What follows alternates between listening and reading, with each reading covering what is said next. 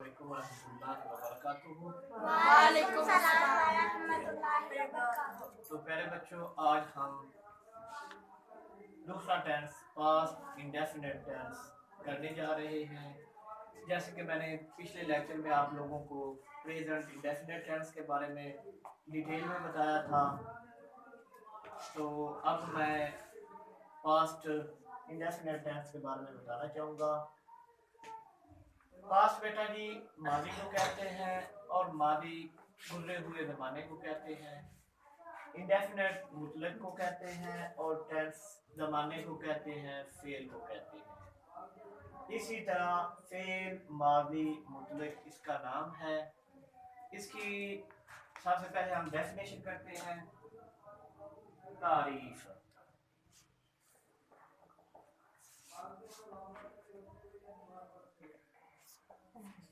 ऐसा ज़माना जिसमें किसी काम का करना, होना या सहना गुजरे हुए ज़माने में पाया जाए। पिछले टेंस में और इस टेंस में फ़र्क सिर्फ इतना है कि पिछले टेंस में मैंने बताया था कि मौजूदा ज़माने में पाया जाए।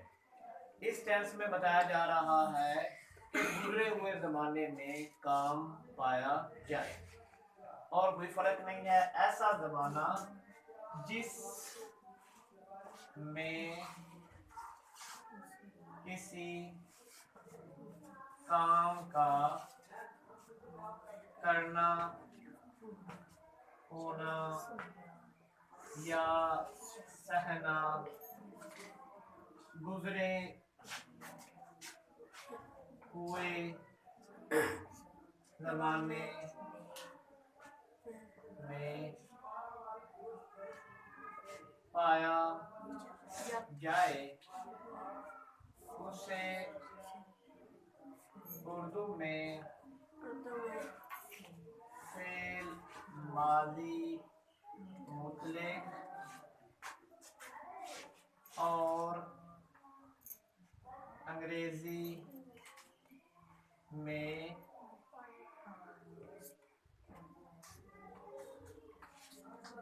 पास्ट इंडेफिनिट टेंस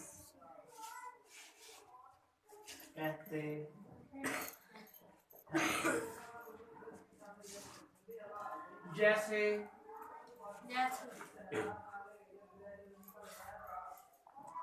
नईम ने खत लिखा,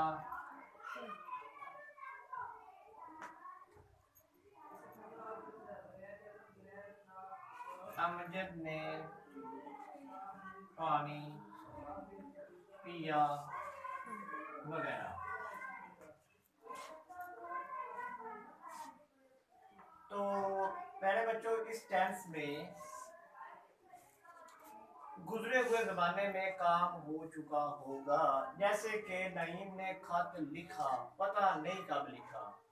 अमजद ने पानी पिया, आयशा ने कपड़े धोए, कब धोए नहीं पता।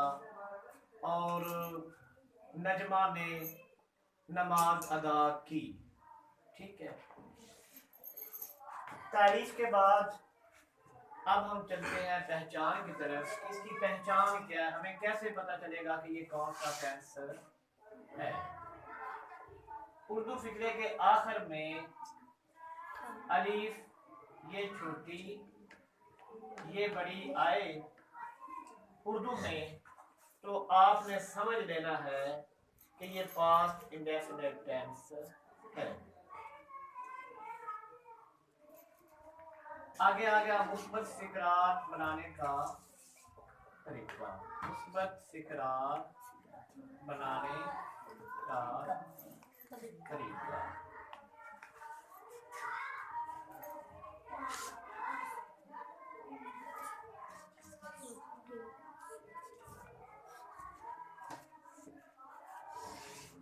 अच्छा, मुस्बत फिक्रात बनाने का तरीका बेटा जी ये है कि सबसे पहले हमने सब्जेक्ट लिखना है। सब्जेक्ट के बारे में मैं लास्ट लेक्चर में बता चुका हूँ कि सब्जेक्ट कहते हैं फाइल को और फाइल कहते हैं काम करने वाले को।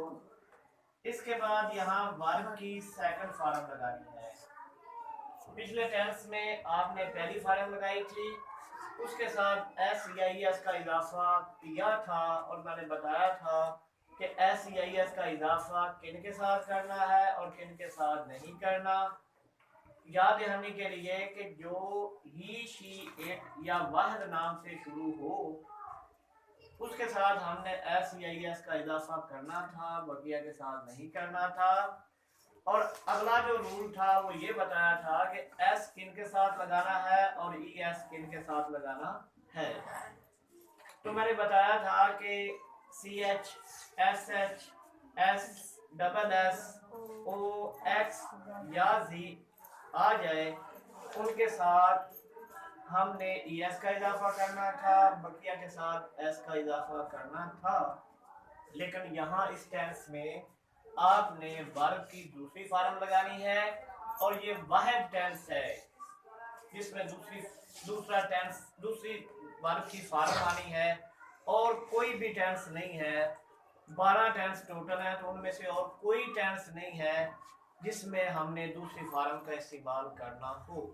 ये वाहिद टेंस है, इसलिए इसको याद रखना है और वो भी सिर्फ मस्बर फिक्रात में ही है। मनफी फिक्रात में भी और सवालिया फिक्रात में भी आपने वर्ब की पहली फॉर्म ही लगानी है। सिर्फ पास्ट इंडेफिनेट के पॉजिटिव सेंटेंस में आपने वर्ब की दूसरी फॉर्म लगानी है, जैसे कि गो, वेंट, गॉन। गो पहली फॉर्म है, वेंट दूसरी है और गॉन तीसरी है, तो यहाँ वेंट आएगा।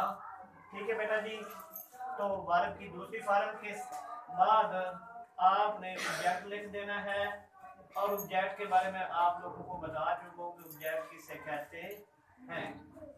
ऑब्जेक्ट मफऊल को कहते हैं, जिस पर काम हो रहा हो उसे ऑब्जेक्ट कहते हैं और जो काम हो उसे वर्ब कहते हैं और जो काम करने वाला हो उसे सब्जेक्ट कहते हैं। और ये मैं बता इसलिए रहा हूँ ताकि आप लोगों की याद दहानी हो जाए, आप लोगों को समझने में दिक्कत ना हो। ठीक है बेटा। अब मैं एक फिक्रा करता हूँ जिससे आपको समझने में आसानी हो कि नईम ने खत लिखा। नईम ने खत लिखा। इसमें सब्जेक्ट कौन सा है? नईम है। लिखा क्या है? ये वर्ब है। और जो खत है ये क्या है? ये सब्जेक्ट है। ठीक है बेटा। तो सबसे पहले हमने सब्जेक्ट, ऑब्जेक्ट और वर्ब, सबसे पहले हमें सब्जेक्ट की इंग्लिश लिखनी है तो नईम आ गया। नईम। आगे हमें लिखना है वर्ब।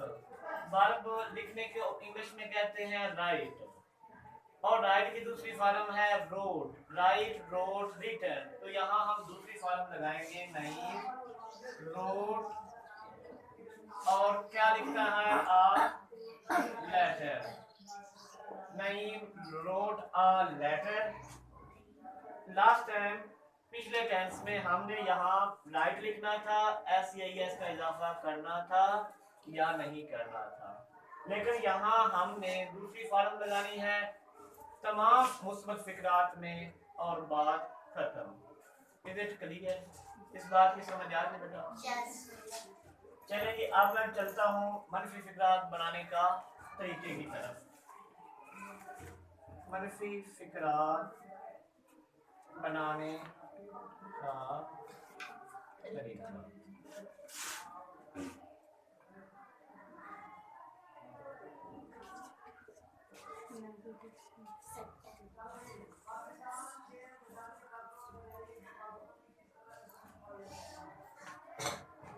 इसमें सब्जेक्ट सबसे पहले आएगा, उसके बाद डिड नॉट आ जाएगा सभी फिक्रात के साथ, और आगे वर्ब की फर्स्ट फॉर्म आ जाएगी और उसके बाद ऑब्जेक्ट आ जाएगा और बात खत्म हो जाएगी।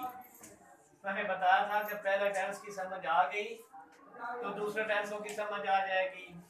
अगर तमाम टेंसेस की समझ आ जाएगी तो एक्टिव वॉइस पैसिव वॉइस की इजीली समझ आ जाएगी। अगर एक्टिव वॉइस पैसिव वॉइस की समझ आ जाएगी तो डायरेक्ट एंड डायरेक्ट भी इजीली समझ आ जाएगी। लिहाजा पहला टेंस समझने के लिए आपको मेरी वीडियो देखनी होगी पहले टेंस वाली। तो जब आप वो देखेंगे तो इंशाल्लाह आप लोगों को समझ आ जाएगी। अगर एक बार समझ नहीं आती तो दूसरी बार देख लेनी है, और मुझे उम्मीद है कि आपको 100% समझ आ जाएगी। फिर भी समझ ना आए तो आपने मेरे से रब्ता कर लेना है, जहाँ से भी उलझन होगी इंशाल्लाह वो मैं सुलझा दूंगा। ठीक है बेटा। तो अब देखिए इसमें कितना टाइम कम लग रहा है, आपको समझने में भी आसानी हो रही है और मुझे समझाने में भी आसानी हो रही है, और मैं साथ साथ रिकॉल भी कर रहा हूँ ताकि आप लोगों को जो बातें भूल चुकी हैं वो बातें भी याद आ जाए। तो अब हमने इसकी एक मिसाल देते हैं जिससे आपको समझने में मजीद आसानी हो।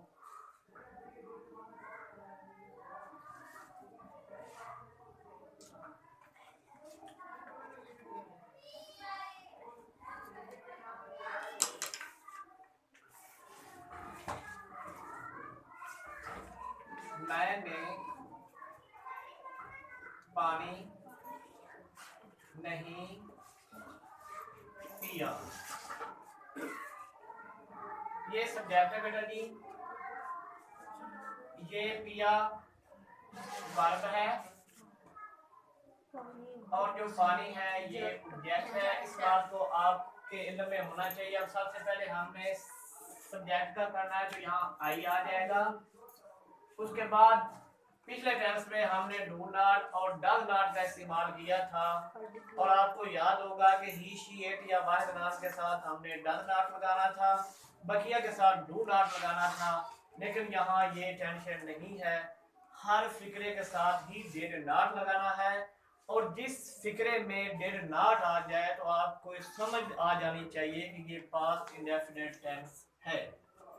इंग्लिश की पहचान मुस्बत फिक्रात के साथ दूसरी फॉर्म आएगी, मंफी फिक्रात के साथ डिड नॉट आएगी, सवालिया के फिक्रे में डिड शुरू में आ जाएगी। तो ये पहचान है पास्ट इंडेफिनिट टेंस की अंग्रेजी पे। और जो उर्दू में पहचान है वो ये है कि एंड पे अलिफ आएगा, ये छोटी आएगा और ये बड़ी आएगा। जैसे मैंने किताब पढ़ी, इसमें ये छोटी आ गई है, तो इस टेंस के फिक्रात उर्दू में यही बार आएगा। ठीक है बेटा जी। आई के साथ डिड नॉट लगा देना है, आई डिड नॉट।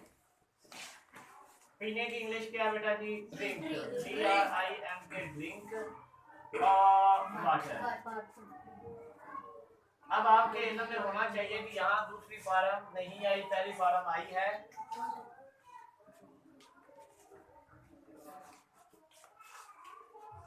आगे हम चलते हैं सवालिया फिक्रात की तरफ।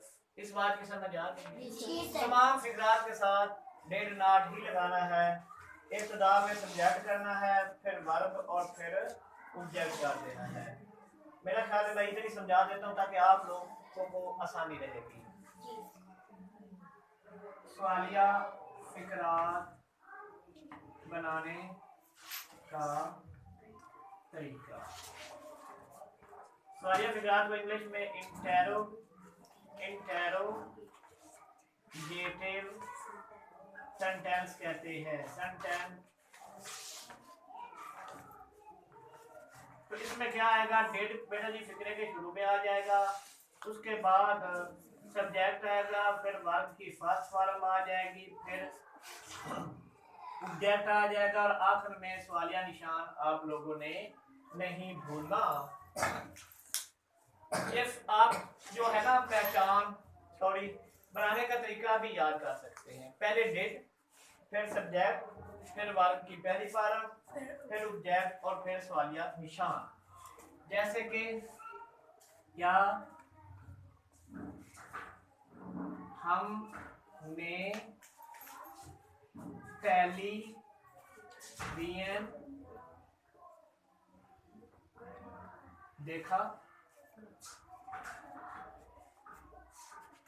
तो क्या कि अब इंग्लिश बात नहीं करनी, डज नहीं करनी, बल्कि डिड करनी है। डिड वही। देखने की इंग्लिश क्या है? सी या वॉच? यहाँ वॉच आएगा। WATCH वॉच घड़ी को भी कहते हैं और देखने को भी कहते हैं। Did we watch television. ठीक है बेटा,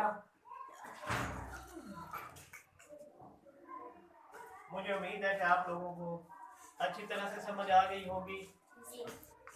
और खुदा हाफिज।